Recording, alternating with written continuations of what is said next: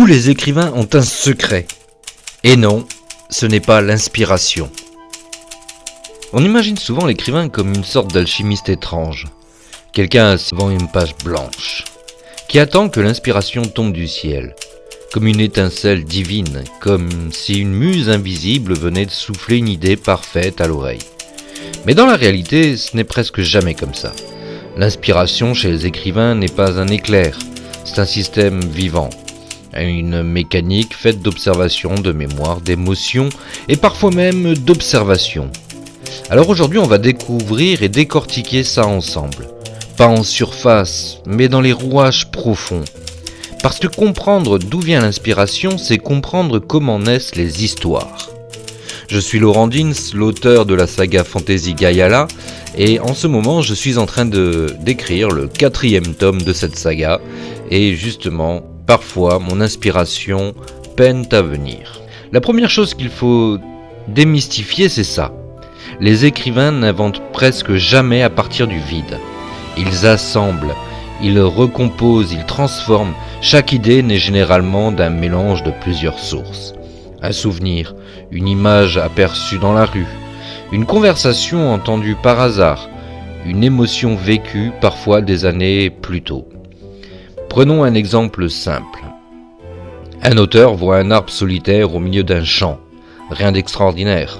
Mais dans sa mémoire, cet arbre s'associe à autre chose. Un souvenir d'enfance, une peur ancienne ou une histoire racontée autrefois. Et soudain, cet arbre devient un symbole. Peut-être l'entrée d'un royaume oublié, peut-être le dernier vestige d'un monde disparu. Ce qui semble être de l'imagination pure est en réalité une transformation du réel, une sorte de recyclage créatif. Parce que oui, un écrivain accumule, et ça en permanence, sans forcément s'en rendre compte, des images, des sons, des sensations. C'est comme une immense bibliothèque interne. Chaque expérience vécue devient une archive potentielle, une odeur de pluie, le bruit du vent dans les branchages, la silhouette d'un inconnu dans une gare. Tout peut être stocké, et parfois, des années plus tard, le cerveau rouvre un tiroir, et là, l'idée surgit, pas par magie, mais par association mentale. C'est ce qu'on appelle souvent la pensée associative, un mécanisme cognitif où une idée en déclenche une autre, et c'est exactement ce qui nourrit l'écriture. Même les univers les plus fantastiques ont leurs racines dans le réel. Les royaumes imaginaires ressemblent souvent à des civilisations historiques. Les créatures fantastiques sont souvent inspirées d'animaux réels. Les conflits épiques ressemblent étrangement à des conflits humains. Parce que l'écrivain observe, toujours, un regard, une injustice, une peur collective, et il transforme ça en narration.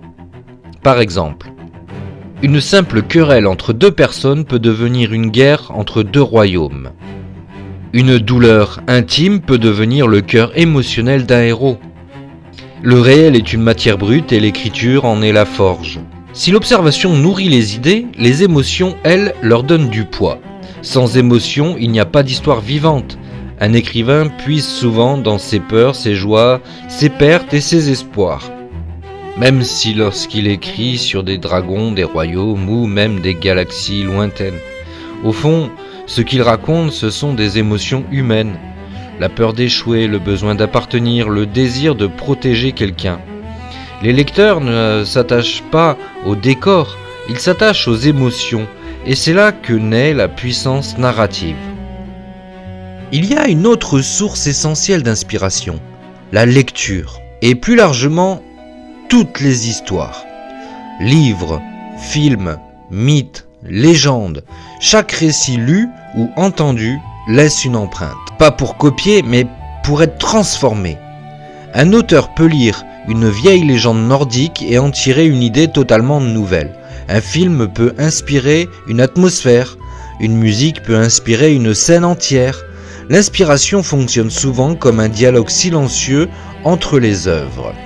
Les histoires engendrent d'autres histoires, et ça depuis des millénaires. Et maintenant, voici une vérité qui surprend souvent. L'inspiration ne précède pas toujours l'écriture. Parfois, c'est l'inverse. On commence à écrire, sans idée précise, et soudain, en avançant, une idée apparaît. Puis une autre encore. Parce que le cerveau se met en mouvement. C'est un phénomène connu chez les créateurs.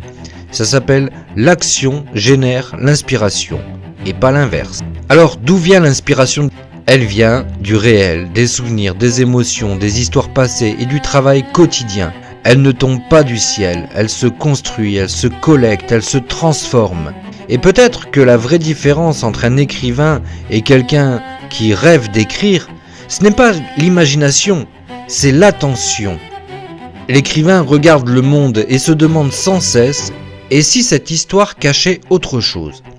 Parce qu'au fond, les histoires sont déjà partout. Il suffit juste d'apprendre à les raconter.